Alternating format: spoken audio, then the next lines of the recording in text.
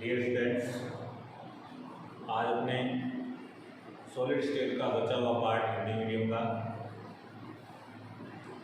पढ़ेंगे। Solid state में अभी तक हमने किया है कि ठोसों के क्या गुण होते हैं और फिर हमने बात की थी ठोसों का वर्गीकरण में पहला हमने वर्गीकरण पढ़ा था अवयवी कणों की व्यवस्था के आधार पर वर्गीकरण। उसमें हमने दो प्रकार के ठोस पढ़े थे, क्रिस्टलीय और अक्रिस्टलीय, उनमें अंतर पढ़े।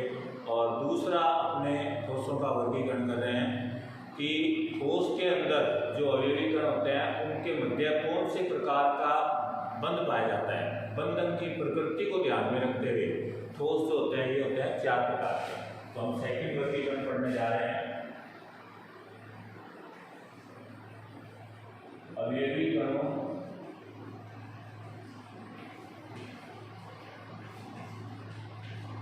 के मध्य उपस्थित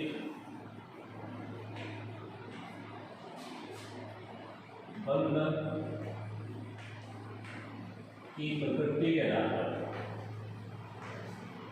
की प्रकृति के आधार पर ठोस जो होते हैं वो है चार प्रकार। कौन कौन से हैं? एक साइड में मैं लिख देता हूँ ठोस के प्रकार।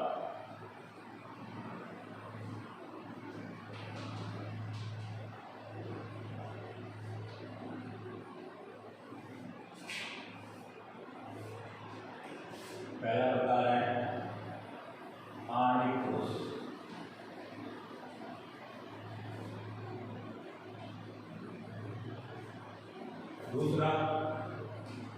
दूसरे प्रकार के ठोस हैं आयनिक ठोस।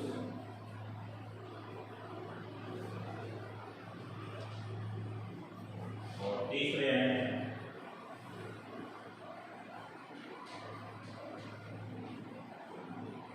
धात्विक ठोस। और फोर्थ नंबर है हमारे पास सहसंयोजक। आप इसको सहसंयोजक ठोस भी कह सकते हो और नेटवर्क ठोस भी कह सकते हो। नेटवर्क, तो ये तो थे ठोस के चार प्रकार।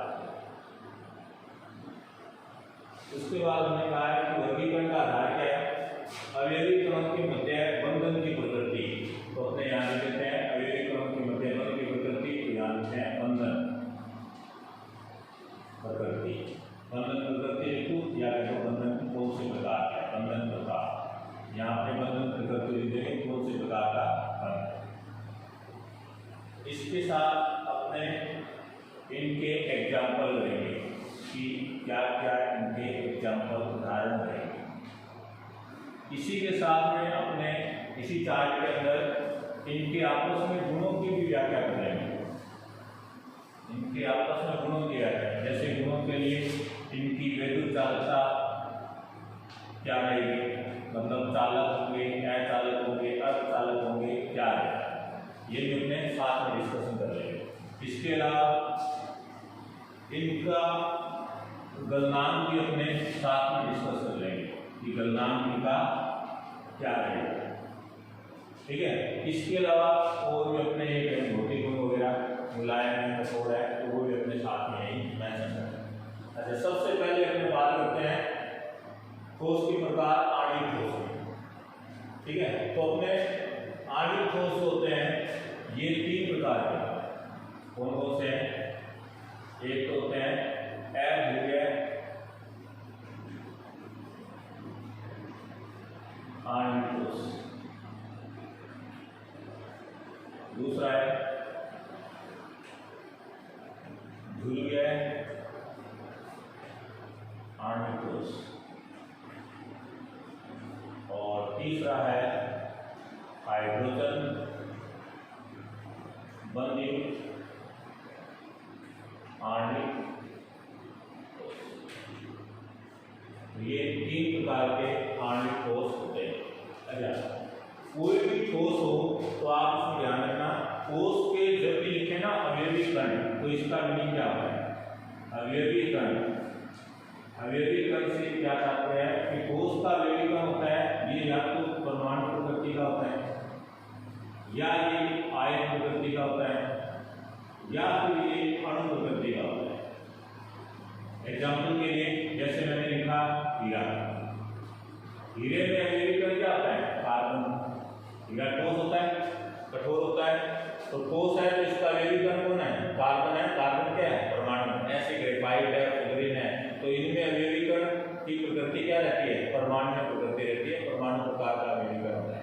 ऐसे मैं ये कहूँ कि ठोस जिसमें अवयवी कण आयन होता है, तो आप जो नमक के अंदर अवयवी कण आयन होता है, क्या होता है? Na+ और Cl- आयन है ना, तो यहाँ पे अवयवी कण है आयन। ऐसे मैंने कहा अणु, जैसे बर्फ लिया हमने H2O सॉलिड है ना, जिसको अपने बर्फ बोलते हैं, तो बर्फ के अंदर अवयवी कण क्या है?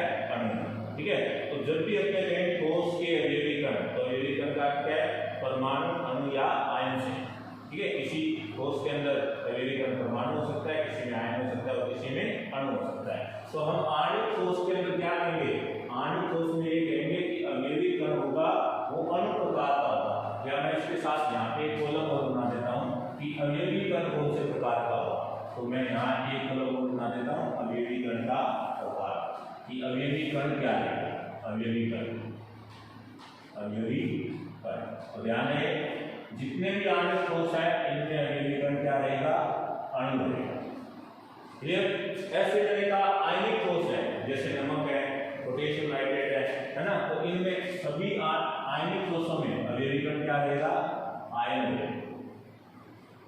ठीक है, ऐसे आपको पता है हीरा होता है, सैसिलिक होता है, और हीरे में भी अपने कण क्या है? अवयवी कण क्या रहते हैं? परमाणु है ना। अब बात करते हैं हमने कि धात्विक ठोस में अवयवी कण क्या रहते हैं। तो देखो पहले तो धात्विक ठोसों को समझो कि धात्विक ठोसों में होता क्या है। धात्विक ठोसों का अर्थ जैसे मान लो मैंने कहा लोहा है, तो लोहे में क्या होते हैं? आयरन Fe के पार्टिकल होते हैं है ना, और ये Fe के जो पार्टिकल होते हैं, क्योंकि आयरन होता है अपने को पता है इसकी जो स्टेबल अवस्था होती है, स्थायी अवस्था होती है, या तो +3 में होता है या +2 में होता है। इसका अर्थ है कि आयरन का एक परमाणु या तो 2 इलेक्ट्रॉन त्यागता है या 3 इलेक्ट्रॉन त्यागता है, तो इसका अर्थ हुआ कि नंबर ऑफ इलेक्ट्रॉन क्या होंगे? ज़्यादा होंगे। मतलब ये जो धात्विक आयन होते हैं ये इलेक्ट्रॉन के समुद्र में डूबे हुए होते हैं, क्योंकि नंबर ऑफ इलेक्ट्रॉन तो ज़्यादा हो गए, लेकिन धात्विक आयनों की संख्या क्या होगी? कम। तो ध्यान रखो कि धात्विक ठोसों में अवयवी कण क्या होता है? इलेक्ट्रॉन के समुद्र में डूबे हुए धात्विक आयन होते हैं। अच्छा, ये इलेक्ट्रॉन का समुद्र है, इसमें भी इलेक्ट्रॉन कौन से प्रकार के हैं? ये इलेक्ट्रॉन एक ही जगह पे नहीं रहते हैं, ये घूमते रहते हैं है ना, क्योंकि इलेक्ट्रॉन के बीच में रिपल्सन होता है, उसी रिपल्सन को अपने क्या बोलते हैं? विभव बोलते हैं ना। तो ऐसे इलेक्ट्रॉन जो है ना, इन इलेक्ट्रॉनों को मैं कहूँगा विस्थानीकृत इलेक्ट्रॉन, और विस्थानीकृत इलेक्ट्रॉन के समुद्र में ये क्या है? धात्विक आयन है। तो यहाँ से ये धात्विक आयन जो होते हैं इन्हें कहते हैं ये धात्विक ठोसों के अवयवी कण होते हैं। तो मैं यहाँ पे लिख सकता हूँ क्या? धात्विक ठोसों के अंदर अवयवी कण क्या होता है? विस्थानीकृत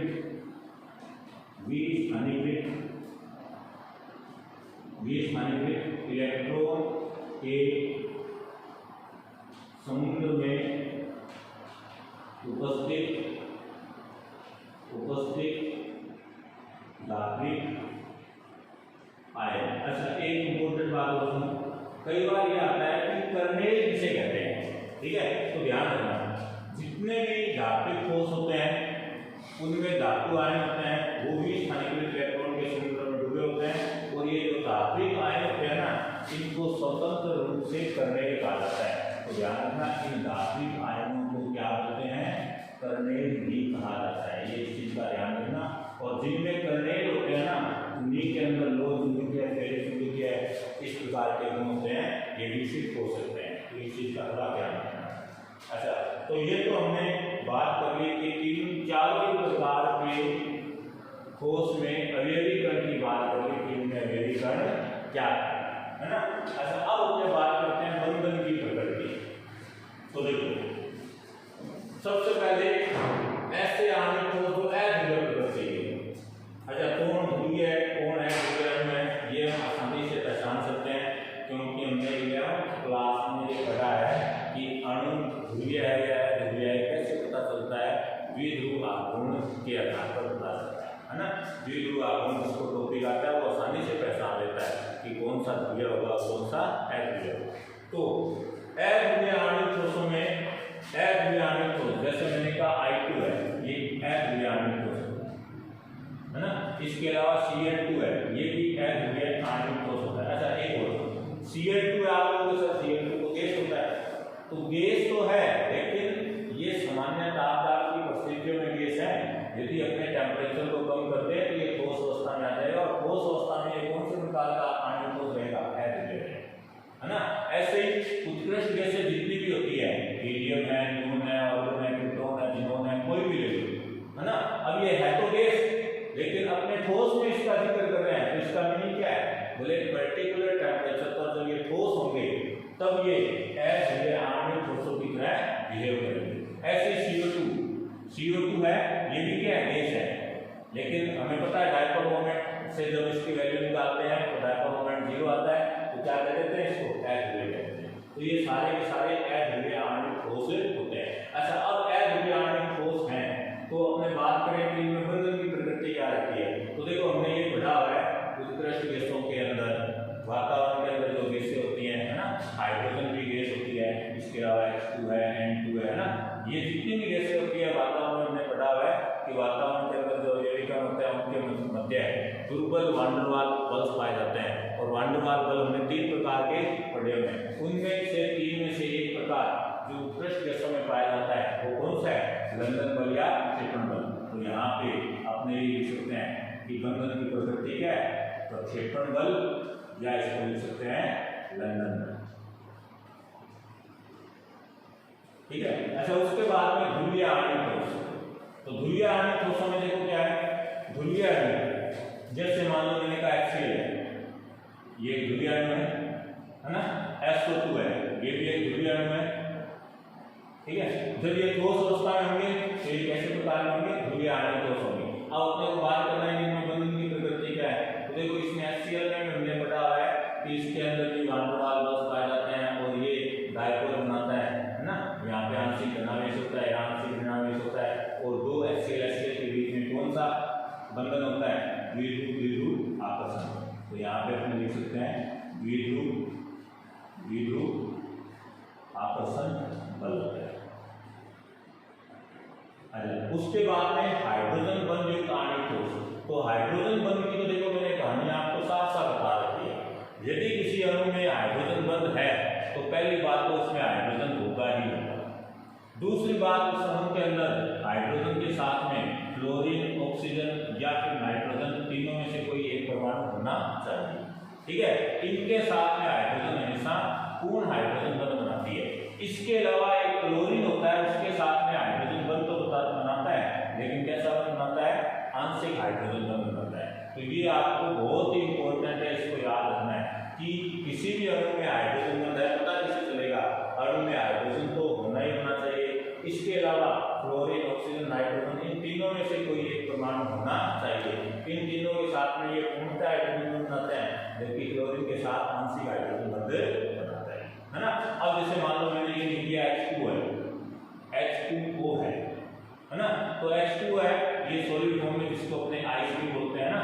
तो H2O है, इसके अंदर हाइड्रोजन बंध है, कैसे पता चला, क्योंकि हाइड्रोजन भी है, ऑक्सीजन भी है, तो हाइड्रोजन बंध रहेगा इसमें, है ना। जैसे मैंने लिख दिया NH3 क्या इसका हाइड्रोजन बंध है, ये देखो हाइड्रोजन भी है और नाइट्रोजन भी है, तो हाइड्रोजन बंध होगा। लेकिन मान लो मैंने लिख दिया H2S, तो बताओ हाइड्रोजन बंध है क्या, नहीं, क्योंकि इसमें हाइड्रोजन है और हाइड्रोजन के अलावा इनमें से कोई एक होना चाहिए, वो नहीं है। तो H2S एग्जाम्पल किसमें आएगा, इसमें आएगा, ठीक है। तो ये हाइड्रोजन बंध वाले अणु हैं, ये आप आसानी से पहचान सकते हो। अच्छा एक यहाँ पे एक एक मैंने ये कहा कि जैसे HCl है, तो HCl के साथ आंशिक हाइड्रोजन बंध बनाता है ना।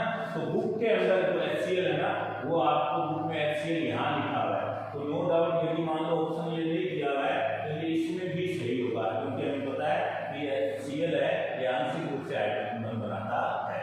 बाई चांस ये ऑप्शन नहीं दिया हो तो आप इसको इसमें भी लिख सकते हैं, तो इस चीज का आपको याद है। अच्छा उसके बाद तो ये हमने बात करी इसमें। अच्छा इसमें बंध तो हमने पढ़ा है कि हाइड्रोजन बंध वालों को विशेष नाम दिया हुआ है, इसमें कार्य करने लिख देते हैं, इसमें हाइड्रोजन बंध या कहते हैं बल पाया जाता है। अच्छा, उसके बाद में बात करते हैं आयनिक ठोस की। तो आयनिक ठोस के कोई भी एग्जांपल आयनिक ठोस में जैसे NaCl लिख दो, है ना, पोटेशियम नाइट्रेट लिख दो, मैग्नीशियम ऑक्साइड लिख दो, कोई भी इस प्रकार से। तो ये सब आयनिक ठोस है। जिंक ऑक्साइड के साथ ठीक है, तो ये सभी आयनिक ठोस है। अच्छा, आयनिक ठोस में बल क्या होता है? तो आयनिक ठोसों में देखो बल आपने आप पढ़ते हो तो आवेशों के बीच में पाए जाने वाले बल को आप क्या बोलते हो? कूलॉमिक बल, है ना। तो इसमें आप कूलॉमिक बल लिख सकते हो, जिसको आप स्थिर वैद्युतीय बल भी बोलते हो, इलेक्ट्रोस्टैटिक फोर्स भी बोलते हो। तो आप यहाँ पे लिख सकते हो कूलॉमिक बल, कूलॉमिक। इसके लिए आप दो आवेशों के मध्य लगने वाले बल के लिए आप नियम भी पढ़ते हो, कूलॉम बल, कूलॉम का नियम पढ़ते हो आप ना, तो वो आप कूलॉमिक बल या इसको लिख सकते हो स्थिर वैद्युतीय बल लिख सकते हो आप। तो ये आगे। अच्छा, धात्विक ठोस है, तो धात्विक ठोस में कौन सा बंधन होता है? धात्विक बंधन। अच्छा, एग्जाम्पल क्या लिखोगे? एग्जाम्पल के लिए कोई भी धातु लिख दो, जैसे आयरन लिख दिया, सिल्वर लिख दिया, गोल्ड लिख दिया, कोई भी एलिमेंट, कोई भी धातु आप इसमें लिख सकते हो। अच्छा, सहसंयोजक ठोस के अंदर क्या लिखेंगे? सहसंयोजक ठोस के अंदर बंध तो कौन सा आ जाएगा? सहसंयोजक बंध, सहसंयोजक बंद हो जाएगा, ठीक है। और एग्जाम्पल में लिखना चाहो तो एग्जाम्पल में हीरा लिखो। याद रखना कि हीरे का अवयवीकरण परमाणु होता है, कौन सा परमाणु? कार्बन, ठीक है। इसके अलावा वो लिखना चाहो, इसका उदाहरण एल्यूमिनियम नाइट्राइड लिखो, इसी में आता है। इसके अलावा वो लिखना चाहो तो क्वार्टज लिखो, क्वार्टज का फॉर्मूला मैंने आपको बता रखा है। इसके अलावा वो लिखना चाहो सिलिकॉन कार्बाइड हो गया, वो लिखना चाहो तो ग्रेफाइट हो गया, ग्रेफाइट, ठीक है। अच्छा, ये ग्रेफाइट आपको पता है बहुत इंपॉर्टेंट है। कैसे इंपॉर्टेंट है ध्यान रखो। ग्रेफाइट एक ऐसा सहसंयोजक ठोस है जो विद्युत का चालक होता है। कार्य क्या होता है इसमें? क्योंकि आपने पढ़ा हुआ है कि ग्रेफाइट में षटकोणीय प्रकार संरचना होती है, उन षटकोणीय प्रकार संरचनाओं के मध्य मुक्त इलेक्ट्रॉन होते हैं और उन्हीं मुक्त इलेक्ट्रॉनों के कारण विद्युत का क्या होता है? चालक होता है। जबकि और वो सहसंयोजक ठोस होते हैं वो क्या होते हैं? वो होते हैं अचालक, ठीक है। तो ये आपको बड़ा विशेष ध्यान रखना है कि एक ऐसा सहसंयोजक ठोस जो विद्युत का चालक होता है कौन सा? ग्रेफाइट। सामान्यतः सहसंयोजक ठोस विद्युत के क्या होते हैं? अचालक होते हैं। अच्छा, एक इंपॉर्टेंट बात हो, विद्युत चालकता के लिए उत्तरदायी मुख्यतः दो ही कारक होते हैं। यदि इन दोनों में से कोई भी है तो विद्युत चालकता प्रदर्शित होगी, अदरवाइज नहीं। कौन कौन? एक तो मुक्त इलेक्ट्रॉन और दूसरा गतिशील आयन। देखो मैं क्या कह रहा हूँ, मैं कह रहा हूँ गतिशील आयन, मैं कि आयन कह रहा हूँ। कैसे? जैसे मैंने ये कहा आयनिक ठोस है ना, NaCl लिख दिया। अब NaCl यदि ये ठोस है तो ठोस में आयन होंगे पर वो गति नहीं करेंगे, गति नहीं करेंगे तो क्या होगा? विद्युत के अचालक। तो मैं लिखूंगा कि इन आयनिक ठोसों की ठोस अवस्था में तो ये विद्युत के क्या होते हैं? अचालक, लेकिन इनकी गलित अवस्था ले लो या इनका जलीय विलयन ले लो तो उनमें आयन गति करते हैं, और आयन गति करते हैं इसी कारण से जलीय विलयन और गलित अवस्था क्या होती है? विद्युत की चालक होती है। तो ये आप ध्यान में रखना। क्या? ठोस अवस्था में, मैं इसमें लिख देता हूँ ठोस अवस्था अचालक, जबकि गलित ऑब्लिक जलीय विलयन, जलीय विलयन चालक, ठीक है। तो ये आपको ध्यान में रखना। अच्छा, यहाँ पे भी कोई मैं क्वेश्चन बताता हूँ। क्वेश्चन क्या है कि इस प्रकार से क्वेश्चन आया हुआ है कि नमक की ठोस अवस्था में आयन होते हैं, आयन होने के बावजूद भी यह विद्युत का अचालक होता है, क्यों? तो आपका आंसर क्या रहेगा? क्योंकि विद्युत चालकता के लिए गतिशील आयन होने चाहिए, जबकि ठोस अवस्था में आयन गतिशील नहीं होते हैं, अतः ये अचालक होते हैं। अच्छा, एक क्वेश्चन और जो कि नमक की ठोस अवस्था विद्युत की अचालक होती है जबकि इसका जलीय विलयन चालक होता है। तो वही आंसर आपका वापस आएगा। ठोस अवस्था में आयन गति नहीं करते हैं जबकि जलीय विलयन में आयन गति करते हैं, इसलिए जलीय विलयन चालक और ठोस अवस्था अचालक। तो इस चीज को आप ध्यान रखें, ठीक है। अच्छा, एक क्वेश्चन और बता रहा हूं मैं आपको, इसको आप नोट करके भी लिख सकते हो कि कौन सी तकनीक है जिससे ये पता चला है कि आयनिक ठोसों के ठोस अवस्था में भी आयन होते हैं, अणु नहीं होता है, आयन होता है। मतलब आप यदि ये कहो ना, जैसे आप छोटी क्लासों में पढ़ते हो NaCl अणु, तो बेटा अणु नहीं होता है, छोटी क्लासों में पढ़ा दिया जाता है NaCl अणु, तो अणु नहीं होता है कभी।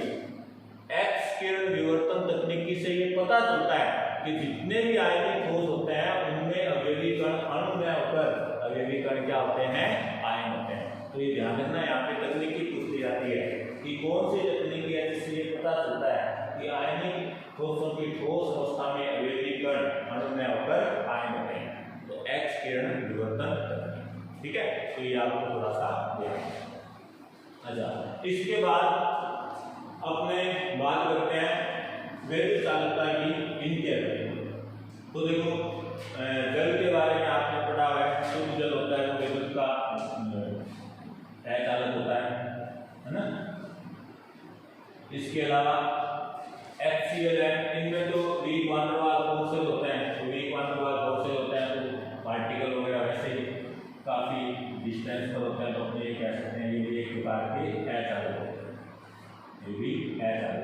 ध्यान रखें, शुद्ध जल अचालक होता है, लेकिन आपको ये कहते हैं थोड़ी बहुत शुद्धि है तो चालक का भी कार्य है, इसमें आपको पता है। अच्छा, गलनांक की बात करें तो देखो, गलनांक में हीरे के बारे में सब जानते हैं, हीरे को तो गलाना भी पॉसिबल नहीं होता है, तो आप इसका गलनांक लिख सकते हो अत्यधिक उच्च, अत्यधिक उच्च, ठीक है। जबकि H2 है, Cl2 है, N2 है, ये तो होते ही कैसे हैं, ठोस में तो कन्वर्ट कर रहे हैं अपने, है ना, तो ये तो है कैसे हैं, तो अपने ये करेंगे क्या, गलनांक अत्यधिक निम्न होता है, अत्यधिक निम्न। इसके अलावा आप डायरेक्ट हिंट में भी आप इसको याद रख सकते हो। इसमें क्या करो, आप पहले और लास्ट में लिख दो अत्यधिक निम्न और अत्यधिक उच्च, उसके बाद में इन दोनों में आप लिख दो निम्न, इसमें भी निम्न और इसके अंदर आ जाएगा उच्च और इसमें भी उच्च।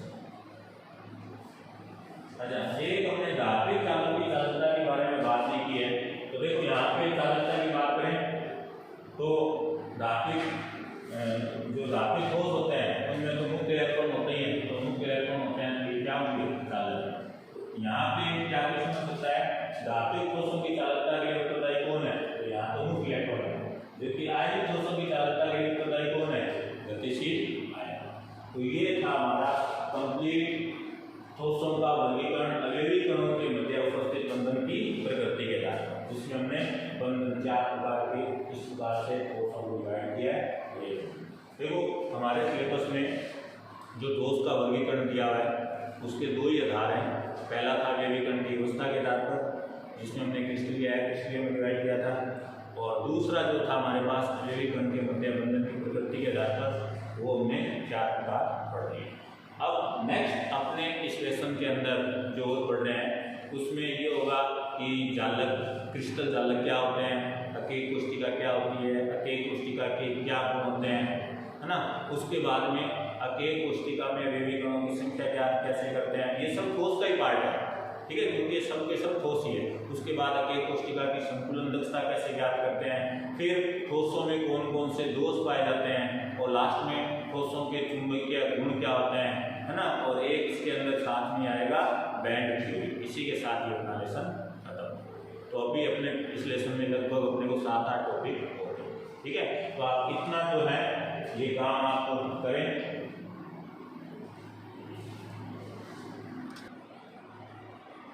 नेक्स्ट अपने बात कर रहे हैं क्रिस्टल जालक के बारे में।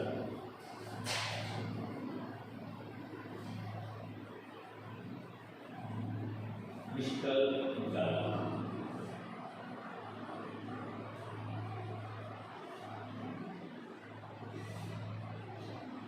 तो देखो क्रिस्टल जालक क्या होता है।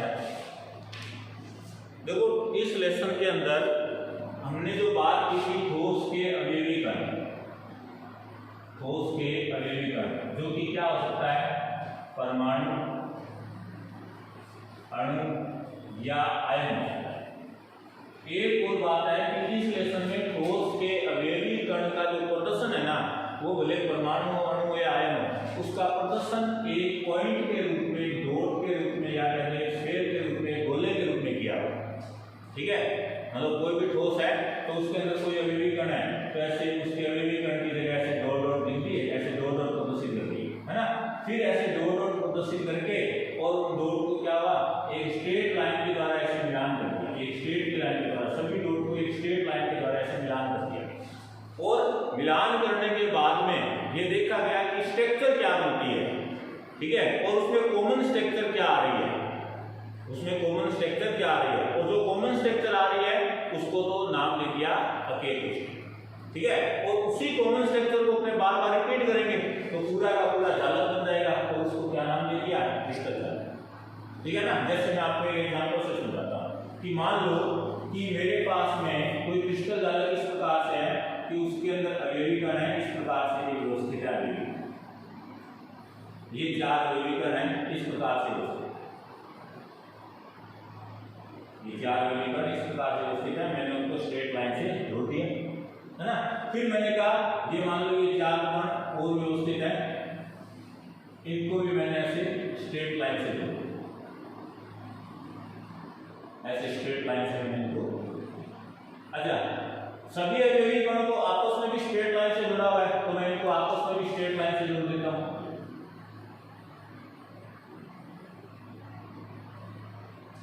आपस में मैंने इसको स्ट्रेट लाइन से जोड़ दिया।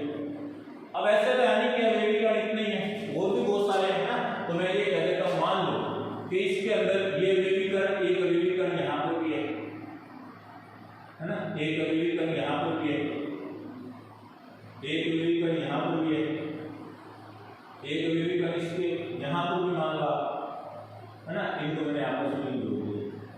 इसी प्रकार ऐसे यहां पर भी मान लो इस प्रकार ये अवयवी कण है और उनको मैंने आपस में से जोड़ दिया, है ना। इस प्रकार से ये मान लो इस प्रकार यहाँ पर भी है, इस प्रकार ये भी मैंने इनको आपस में जोड़ दिया, ये इस प्रकार यहाँ पे अवयवी कण है, इनको मैंने आपस में जोड़ दिया।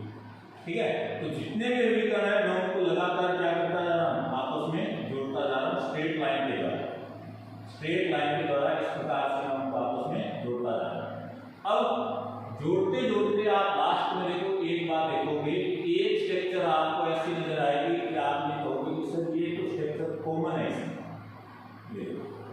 अब आपको इसमें कॉमन स्ट्रक्चर क्या नजर आ रही है, पूरे मैंने इसको जोड़ा, अब इसमें आपको देखो कॉमन स्ट्रक्चर क्या नजर आ रही है, जो आप ये कहोगे ये कॉमन है, बार बार ये स्ट्रक्चर रिपीट हो रही है। एक क्यूब, एक ही क्यूब है वो बार बार रिपीट हो रहा है। देखो ये एक आगे का बॉक्स है, इसके जस्ट पीछे एक बॉक्स है, इसके ऊपर भी एक बॉक्स है, इसके इस साइड में तीनों साइड एक बॉक्स है ना, तो ये एक बॉक्स बार बार रिपीट हो रहा है। इसका अर्थ है ये जो एक बॉक्स आ रहा है, एक क्यूब आ रहा है, ये है के कोष्ठिका, और के कोष्ठिका कि आप विभिन्न दिशाओं में पुनरावृत्ति कर दो तो जो जालक बनता है उसी को क्या बोलते हैं हमने, क्रिस्टल जालक। तो क्रिस्टल जालक की परिभाषा क्या है, ठोसों में अवयवी कणों को एक बिंदु के रूप में प्रदर्शित किया जाता है, और जब इन बिंदुओं को सरल रेखा द्वारा मिलाया जाता है, जब इन बिंदुओं को एक सरल रेखा द्वारा मिलाया जाता है तो बनने वाली त्रिविमीय संरचना को क्रिस्टल जालक कहते हैं। इस क्रिस्टल जालक का लघु भाग जिसकी बार बार भिन्न भिन्न दिशाओं में पुनरावृत्ति करने पर संपूर्ण क्रिस्टल जालक का निर्माण हो जाता है, अकेल कोष्ठिका कहलाता है, अकेल कोष्ठिका कहलाती है। एक बार वापस सुनना, दोनों की परिभाषा बता रहा हूं, चाहो तो आप लिख भी सकते हो, दोनों की परिभाषा मैं आपको बता रहा हूं, बुक में ऐसी की ऐसी परिभाषा आपको लिखी हुई है।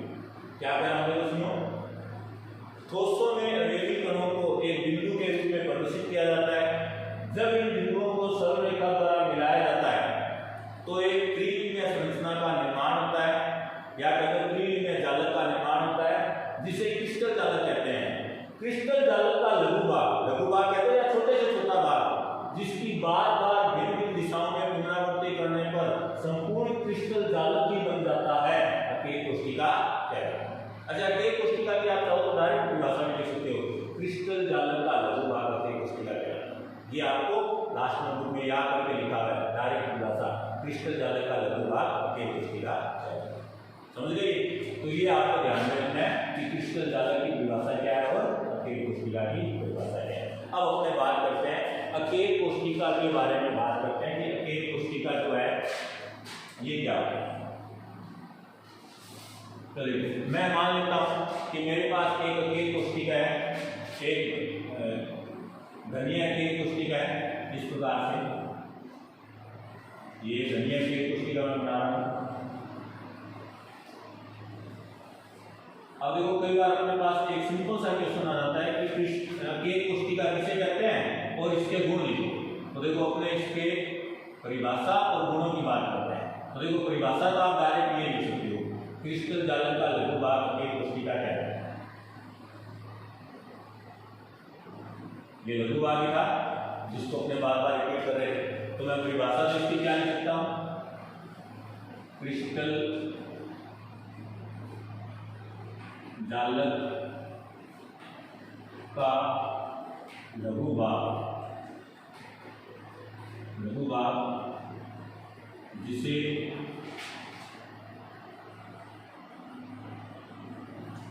भिन्न भिन्न दिशा में पुनरावृत्त करने पर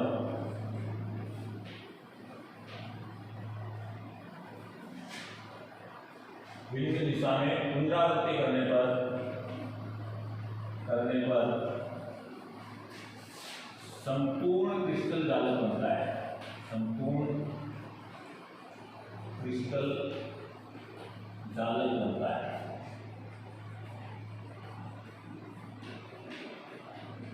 अकेल कोशिका या आप इसको कह सकते हो यूनिट सेल। अकेल कोशिका या यूनिट सेल है।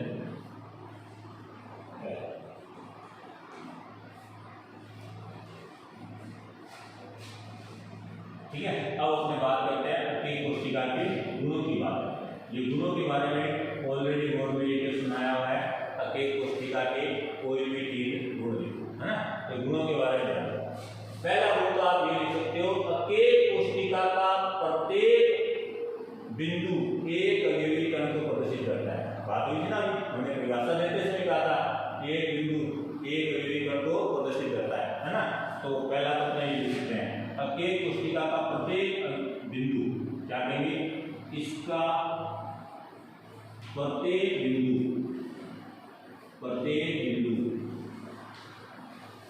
एक अवयवी कण को प्रदर्शित करता है। एक अवयवी कण को प्रदर्शित करता है। ठीक है, अच्छा। और ये अवयवी कण क्या हो सकता है, यह अवयवी कण परमाणु, अणु या आयन हो सकता है, ये भी लिख सकते हो। तथा यह अवयवी कण तथा यह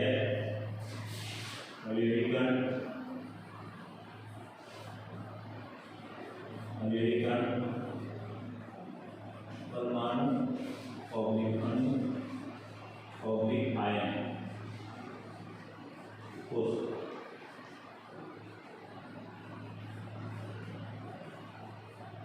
अच्छा, दूसरी विशेषता अपने करते हैं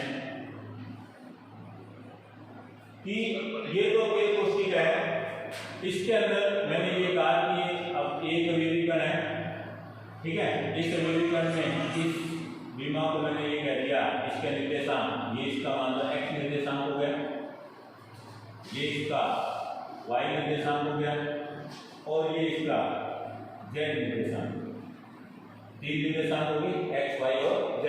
अच्छा, x और y निर्देशांक के बीच में जो कोण बन रहा है इसको मान लो मैंने नाम दे दिया अल्फा, है ना। y और z के बीच में जो कोण बन रहा है इसको बीच में ये जो कोण बन रहा है इसको नाम दे दिया मान लो मैंने बीटा। और इन दोनों के बीच में x और z के बीच में जो कोण बन रहा है इसको मैंने नाम दे दिया। ठीक है, तो इस प्रकार से आप देखो अकेल कोशिका के जो कुल पैरामीटर बन रहे हैं कितने हैं, 3 तो ये हो गए x, y और z निर्देशांक, और 3 इसके कोण हो गए अल्फा, बीटा और गामा। इसका अर्थ है इसके कुल जो पैरामीटर होते हैं वो कितने होते हैं, 6। तो अपने लिख सकते हैं इसके कुल 6 पैरामीटर्स होते हैं, 6 पैरामीटर्स होते हैं। तो 6 पैरामीटर्स कौन कौन से, ए बी सी, है ना। ए बी सी कौन से, ये अवयवीकरण, ये इस अवयवीकरण से जितनी डिस्टेंस पर है एक्स एक्सिस में, इसको मैंने कह दिया ए।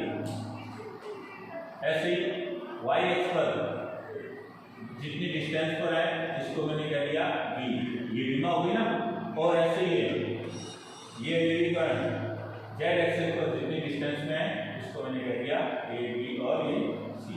तो ये 3 तो इसकी बीमा होगी, ए बी और सी, ठीक है। इसके अलावा अल्फा, बीटा और गामा, तो इसके कुल 6 parameters A B C alpha beta gamma होते हैं।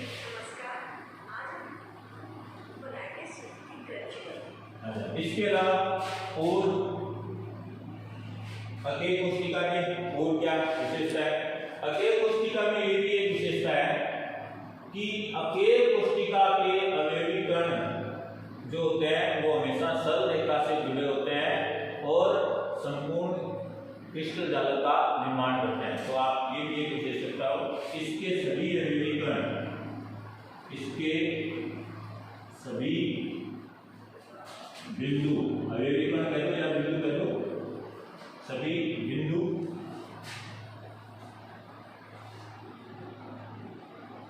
इसके सभी बिंदु आपस में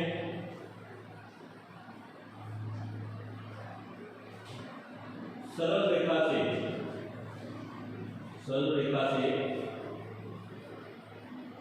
जुड़े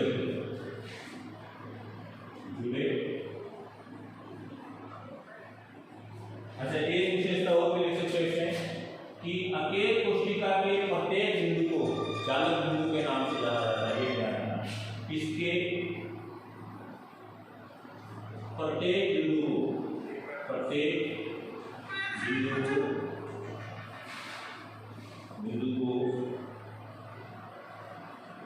जालक बिंदु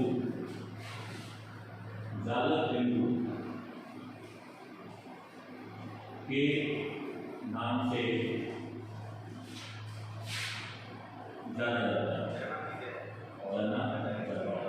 अगर प्रत्येक बिंदु को जालक बिंदु के नाम से जानते हैं तो हमें पता है प्रत्येक बिंदु एक अवयवीकरण होता है जो परमाणु में आया हो सकता है। ये जालक बिंदु है, इसको थोड़ा मुश्किल याद रखना, ये बोर्ड में आया हुआ है। जालक बिंदु को परिभाषित कीजिए, तो एक कोशिका का प्रत्येक बिंदु जालक बिंदु कहलाता है जो कि एक अवयवीकरण को प्रदर्शित करता है जो कि परमाणु में आयन हो सकता है। ठीक है, तो ये हमने बात कर ली कि क्रिस्टल जाल क्या होता है, अकेल कोशिका क्या होती है, अकेल कोशिका के क्या गुण होते हैं, अकेल कोशिका का प्रदर्शन कैसे करोगे आप, और अकेल कोशिका के कुल पैरामीटर कितने होते हैं, 6 पैरामीटर्स होते हैं। 3 लीनियर पैरामीटर हो गए और 3 अपने पास कोणीय पैरामीटर। ठीक है, अब अपने नेक्स्ट बात करते हैं अकेल कोशिका में अवयवी कणों की संख्या कैसे ज्ञात करते हैं। तो बेटा संख्या ज्ञात करने के लिए मैं आपको कुछ बातें आपको बता रहा हूँ, वो आप नोट कर लेना और फिर अपने नेक्स्ट वीडियो के अंदर अवयवी कणों की संख्या ज्ञात करना सीखें। ठीक है, तो इसको आप नोट कर लें।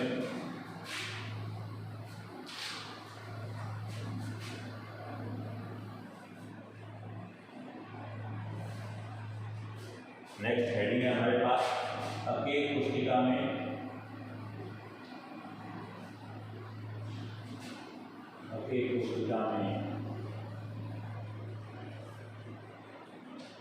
अवयवी कणों की संख्या है।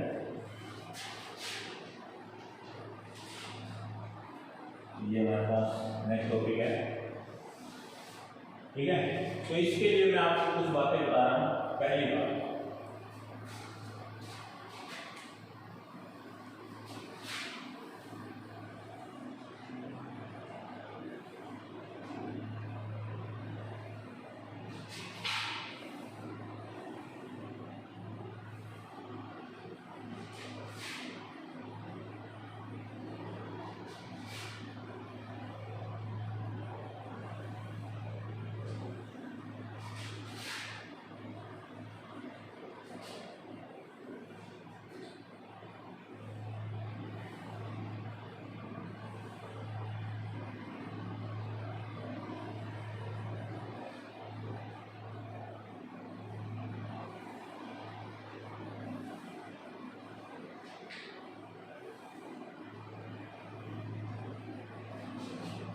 ये आपको यहाँ पे 8 क्यूब नजर आ रहे हैं।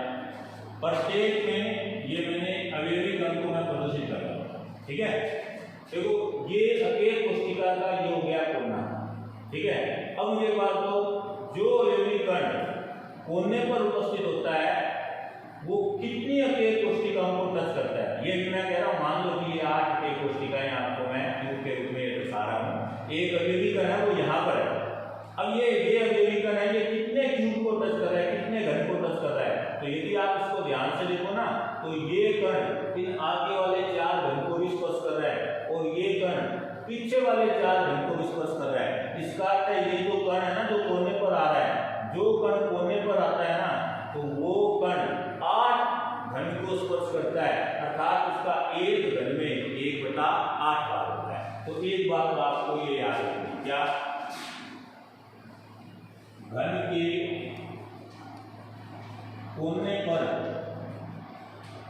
उपस्थित कण 8 घन को स्पर्श करता है, 8 घन को स्पर्श करता है, स्पर्श करता है, अर्थात इसका एक घन में 1/8 बार। 4 बातें याद रखनी आपको, उसके बाद में आप आसानी से काम कर लोगे। क्या कर रहा हूं, यहाँ पे होगा 4 पीछे वालों को टच कर रहा है, आगे वाले को टच कर रहा है, इसका 8 को टच कर रहा है, इसका 1 में कितना भाग हो गया, 1/8। दूसरी बात, मान लो मैं ये कहता हूं कि कोई कण है ना, ये घन के किनारे पर है, ये घन का किनारा है, ये है घन का किनारा। ये जैसे ये मान लो आगे वाला घन है, इसी ये घन का किनारा है।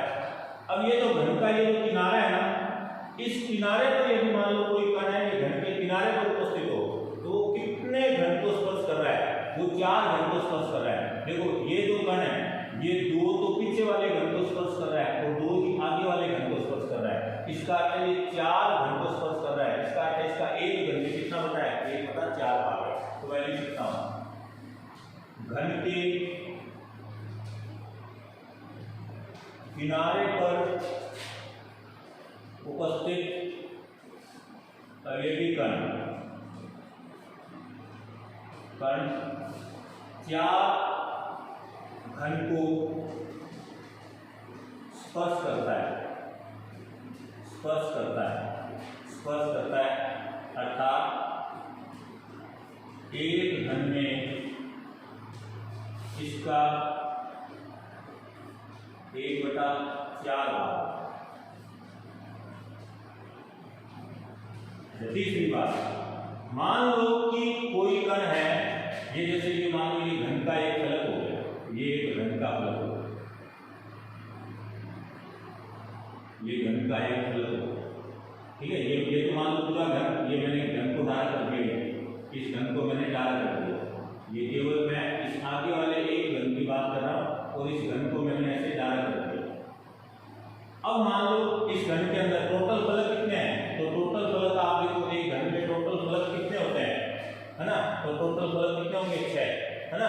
अब मान लो कि मैंने कहा ये फलक का ये फलक का हो गया फलक केंद्र, और मान लो ये फलक केंद्र पर है, तो जो कण फलक केंद्र पर होगा, तो देखो ये कण ऊपर वाले घन को भी स्पर्श कर रहा है और नीचे वाले घन को भी स्पर्श कर रहा है। इसका अर्थ है ये कण केवल 2 घन को स्पर्श कर रहा है। इसका अर्थ है इसका एक घन में कितना भाग है, 1/2 भाग है। तो मैं ये लिख सकता हूं, फलक केंद्र पर उपस्थित कण, फलक केंद्र पर उपस्थित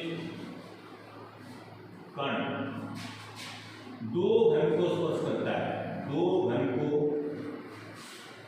स्पर्श करता है, अर्थात इसका घन में 1/2 भाग। और लास्ट एंड फाइनल, मान लो कि मैं ये कहूं कि कोई कण है, वो ये घन है और इस घन के बिल्कुल बीचों बीच, जैसे मान लो ये क्लास है, ये मान लो घन, है ना। और एकदम बीचों बीच पार्टिकल हो, तो बीचों बीच पार्टिकल होगा तो वो तो उसी घन का भाग है, किसी दूसरे घन को स्पर्श नहीं करेगा, है ना, और दूसरे घन को स्पर्श नहीं करेगा। इसका अर्थ है घन के केंद्र में होगा वो घन उसी का होगा। तो ये आप लिख सकते हो घन केंद्र में उपस्थित कण किसी अन्य घन को स्पर्श